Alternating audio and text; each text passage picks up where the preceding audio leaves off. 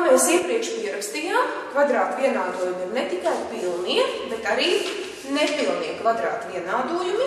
Un atkarībā no tā, kāda veida nepilnais kvadrātu vienādojums mums ir, mēs varam arī noteikt, kā to risināt.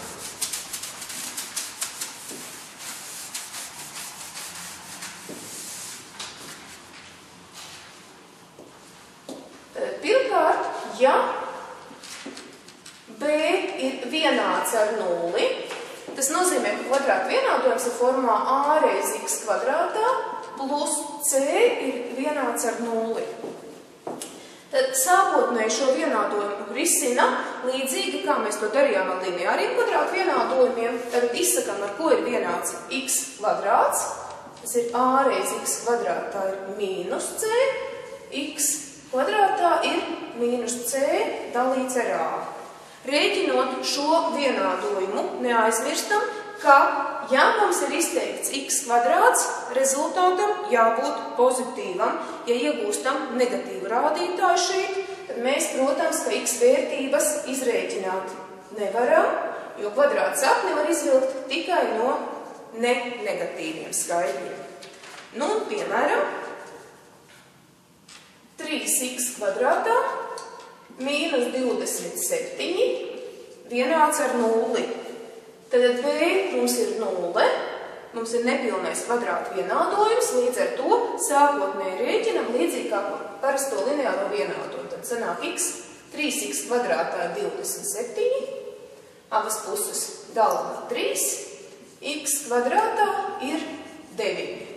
Iegūstam pozitīvu vērtību, tad x ir plus mīnus kvadrāts sakne no 9, jeb plus mīnus 3.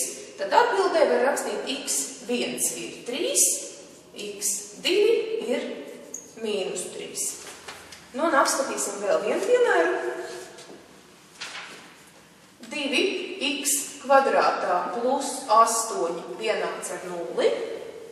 Tātad 2x kvadrātā ir vienāds ar mīnus 8, x kvadrātā ir mīnus 4. No 4 varētu vilkt sakni, bet tā kā mēs šeit ieraugam, ka x kvadrāts ir negatīvs, tad reālu sakņu nav. Mēs varam pierakstīt x pieder tukšai kopai, un reālu sakņu šim vienādojumam nav. Otrs nepilnā kvadrāta vienādojuma veids ir situācijā, kad c ir vienāds ar 0.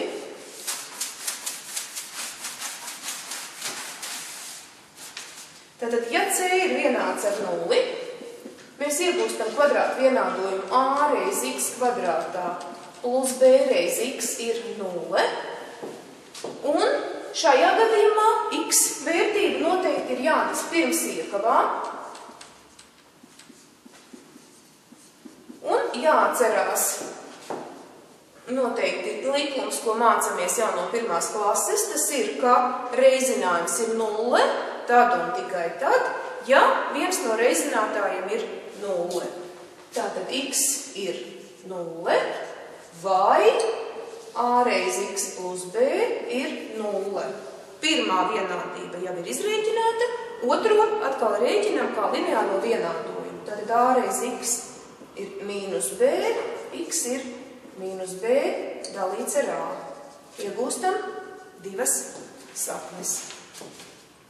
Piemēram, 7x kvadrātā plus 9x vienāds ar 0.